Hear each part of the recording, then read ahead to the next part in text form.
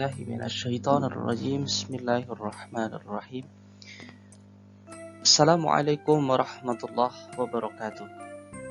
Alhamdulillahilladzi adada khalqihi wa ridha nafsihi wa zinata 'arsyihi wa midada kalimatihi. Asyhadu an la ilaha illallah wa asyhadu anna Muhammadan 'abduhu wa rasuluh. Allahumma shalli wa sallim ala nabiyyina Muhammad wa ala alihi wa ashabihi ajma'in, amma ba'du. Sahabat Quran yang dirahmati Allah Subhanahu wa taala, alhamdulillah pada kesempatan kali ini kita akan bersama mengkaji satu materi dalam ilmu hadis, yaitu sejarah perkembangan hadis.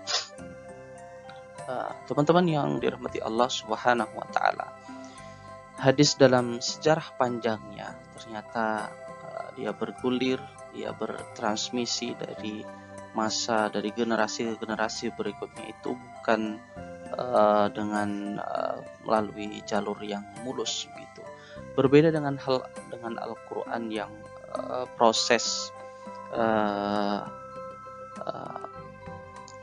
turunnya, ya, proses munculnya itu melalui jalur mutawatir atau melalui jalur yang pasti, yang kemudian orisinilitas dan otentisitas Al-Quran itu sangat kuat gitu, sehingga tidak banyak yang kemudian membantah akan kebenaran Al-Quran. Nah, berbeda dengan hadis dalam perkembangannya, bahwa hadis pada masa Nabi Muhammad Shallallahu Alaihi Wasallam hingga sampai kepada kita itu melalui proses yang sangat pelik. Nah, maka kiranya perlu bagi kita untuk menelisik lebih jauh bagaimana kemudian sejarah hadis. Sahabat yang dirahmati Allah Subhanahu wa taala, kita mulai dari hadis pada masa Nabi Muhammad Shallallahu Alaihi Wasallam. Hadis pada masa Nabi Muhammad Shallallahu Alaihi Wasallam bergulir, ya, sampai dari sahabat ke sahabat yang lain melalui lisan, gitu. Karena pada masa itu orang Arab atau orang-orang yang hidup pada masa Nabi Muhammad mengandalkan hafalannya untuk menjaga hadis. Selain itu, karena Nabi Muhammad SAW juga dalam satu kesempatan pernah mengatakan, man kataba ghairal Quran falyamhuhu, bahwa siapa yang menulis selain Al-Quran maka hendaknya menghapusnya. Mengapa kemudian kata-kata itu sampai muncul dari lisan Nabi Muhammad? Karena memang pada waktu itu fokus Nabi dan juga para sahabat adalah menulis Al-Quran, gitu. Sehingga Nabi merasa penting untuk mengingatkan sahabat-sahabat agar mereka berhati-hati. Jadi sebenarnya larangan untuk tidak menulis selain Al-Quran tentunya tidak berlaku secara umum. Artinya ada sahabat-sahabat tertentu yang ternyata masih tetap menulis hadis, ya, menulis selain Al-Quran, gitu. Tapi Nabi mengingatkan agar mereka yang punya kapasitas keilmuan kurang baik, mungkin tidak begitu kredibel, hendaknya berhati-hati. Makanya Nabi mengingatkan jangan sampai menulis selain Al-Quran, karena Nabi khawatir akan terjadinya percampuran antara hadis dan juga Al-Quran. Nah, mereka yang tidak punya insting yang kuat dalam bahasa, tidak punya kapabilitas bahasa yang baik, maka bisa jadi antara Al-Quran dan hadis itu akan bercampur, begitu.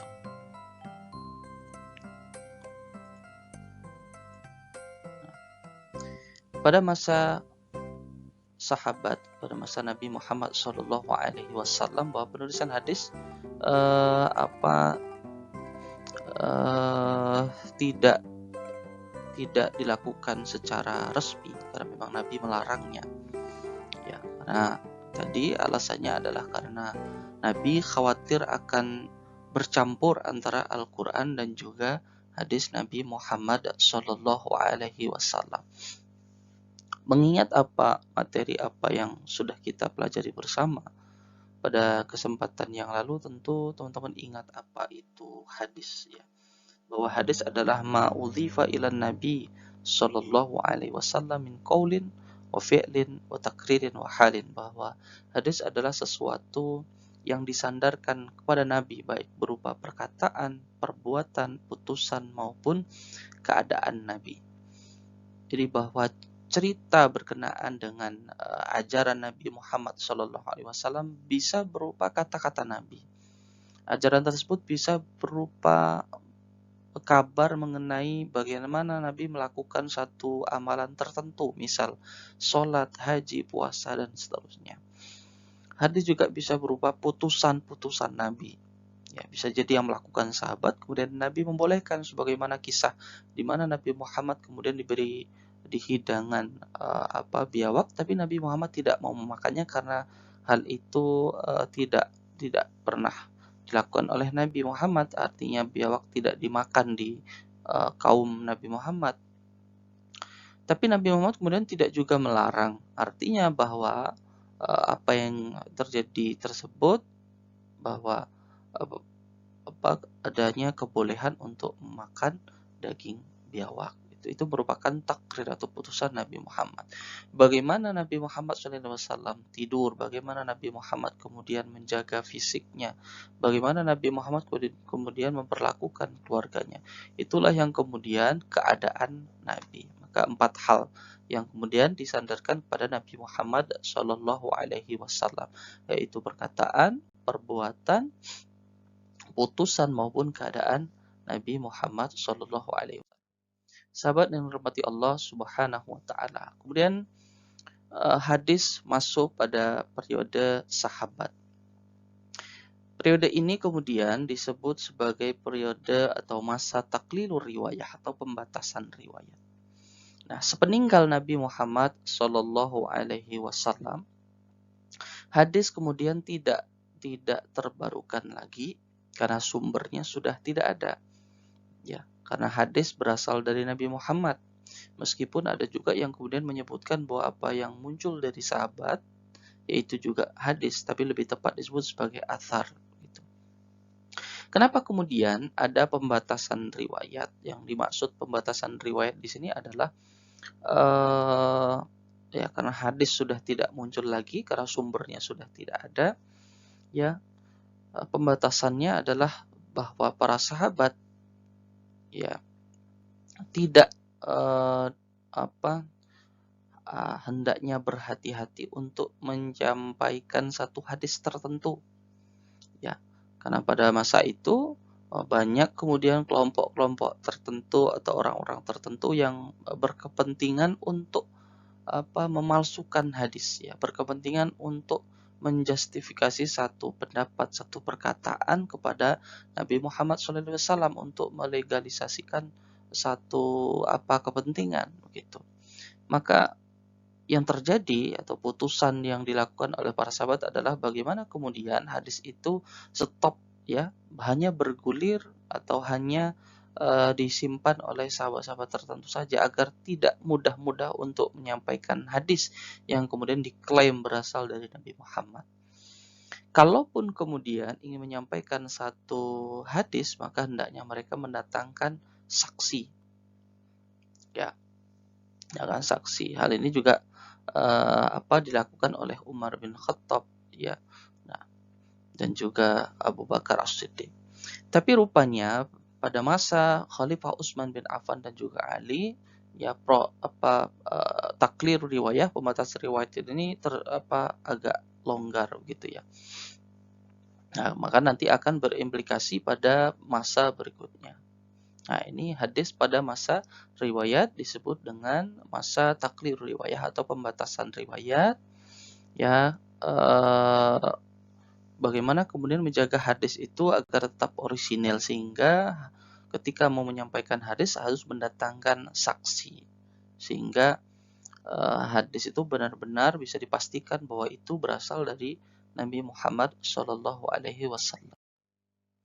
Nah, ini di antara tokoh sahabat periwayat hadis. Ya, ada Abu Hurairah, Abdullah bin Umar, Anas bin Malik, Aisyah, dan Abdullah bin Abbas, Jabir bin Abdullah, Abu Sa'ad Al-Khudri.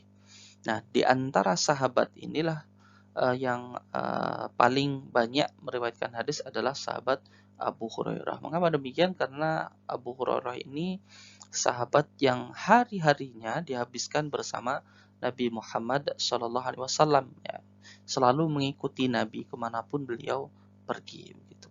Kemudian pertanyaannya, apakah kemudian ada sahabat lain yang meriwayatkan hadis? Ada, jawabannya adalah ada. Ada sahabat Abu Bakar As-Siddiq, Umar bin Khattab, Utsman bin Affan, Ali. Nah, tidak tercantum dalam kategori tokoh sahabat periwayat hadis. Ya, alasannya kenapa? Ya, kuantitas ya hadis yang diriwayatkan oleh mereka itu tidak sebanyak orang-orang ini. Bisa jadi 1, 2, puluhan, ratusan saja yang tidak sampai ribuan begitu. Baik, teman-teman yang dirahmati Allah Subhanahu wa taala.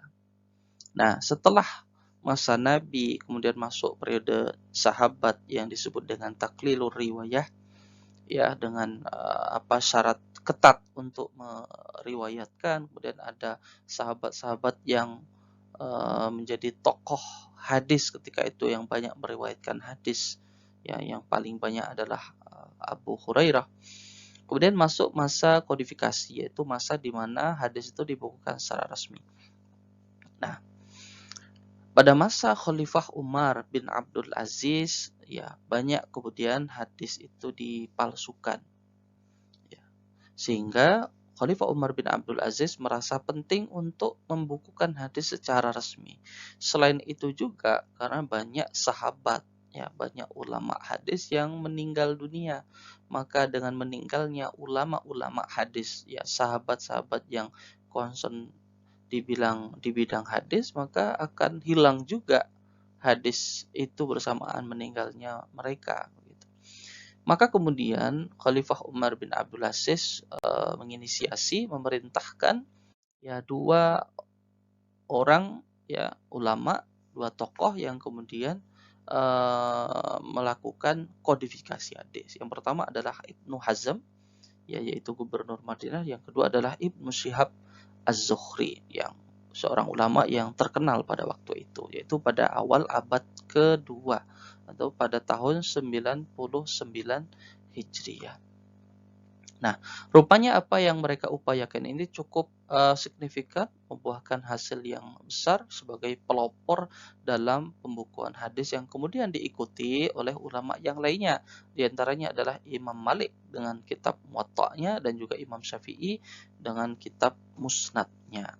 Maka kalau Ibnu Hazm dan juga Ibnu Syihab Az-Zuhri sebagai pelaku utama kodifikasi, maka selanjutnya diteruskan oleh Imam Malik sebagai penulis kitab hadis yang kitabnya dikenal dengan kitab Al-Muwatta. Nah, pasca kodifikasi, karena hadis sudah terbukukan, sudah ada yang mengawali dalam menulis hadis, kemudian masa selanjutnya adalah masa di mana hadis itu diseleksi, tidak hanya dikumpulkan tapi diseleksi dari banyak hadis, kemudian dikumpulkan mana hadis yang paling sahih. Nah, hal itu dilakukan oleh di antaranya Imam Al-Bukhari, kemudian Imam Muslim, Abu Dawud, Tirmidzi, Nasai, Ibnu Majah, Baihaqi, Hakim, dan seterusnya. Nah, yang paling terkenal dengan seleksi hadis yang begitu ketat adalah Imam Al-Bukhari. Bahkan para ulama kemudian memberi sebutan kepada Imam Al-Bukhari ini sebagai Amirul Mukminin fil Hadis, atau ketuanya, pemimpinnya para ulama hadis. Mengapa demikian? Selain Imam Bukhari bahwa hafalannya itu begitu kuat, beliau juga begitu ketat dalam menerapkan, dalam menyeleksi sebuah hadis apakah sahih atau tidak. 500.000 hadis lebih dihafal oleh Imam Al-Bukhari dan menyisakan 9.000 sekian hadis dalam kitabnya Jami' Shahih Al-Bukhari. Itu. Beliau kemudian menerapkan 5 syarat hadis itu apakah diterima atau tidak. ya kriteria sahihnya Imam Bukhari. Yang pertama adalah eh, hadis itu harus dipastikan benar-benar berasal dari Nabi Muhammad dengan memastikan bahwa orang yang menceritakan menyampaikan hadis itu ya bersambung sanadnya itu sampai Nabi Muhammad. Ya, sebagai contoh adalah bahwa satu hadis tertentu berasal dari bapak, bapak berasal dari kakek, kakek berasal dari buyut. Jadi ada unsur kesezamanan sehingga memungkinkan adanya pertemuan di antara para periwayat hadis, karena hadis disampaikan dari generasi ke generasi, dari sahabat, tabi'in, tabi'ut tabi'in, dan seterusnya. Maka harus ada kepastian, ada kemungkinan-kemungkinan di mana hadis itu benar-benar berasal dari Nabi Muhammad SAW. Kemudian yang kedua, hadis itu harus diriwayatkan oleh orang yang soleh, orang yang istiqomah di jalan Allah. Istiqomah dalam ibadah yaitu adil ya. Kemudian yang ketiga, hadis harus diriwayatkan oleh orang yang tobit secara hafalan itu kuat gitu. Tidak syad dan juga tidak illat. Nah, itulah di antara syarat yang diterapkan oleh Imam Al-Bukhari sehingga hadis yang ditulis oleh Imam Al-Bukhari itu ya jadi sangat kuat dan dianggap hadis yang paling sahih di antara hadis-hadis riwayat yang lainnya. Nah, kemudian setelah itu maka datanglah masa di mana hadis itu dikumpulkan, dituliskan berdasarkan tema-tema tertentu. Sebagaimana barangkali kita sudah tahu ada Arba'in Nawawi, ada Riyadhus Shalihin, ada Bulughul Maram, ada Nailul Autar, ada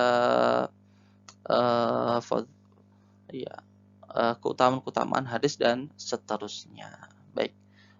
Teman-teman yang dirahmati Allah Subhanahu wa taala, itu mengenai sejarah perkembangan hadis dari sejak masa Nabi Muhammad SAW masih hidup, yang hadis bergulir dari lisan ke lisan melalui hafalan. Rasulullah melarang untuk menulisnya pada orang tertentu. Kemudian masuk pada periode sahabat, masa taklir riwayat atau pembatasan riwayat agar hadis tetap orisinal, tetap asli, otentisitasnya bisa dijaga.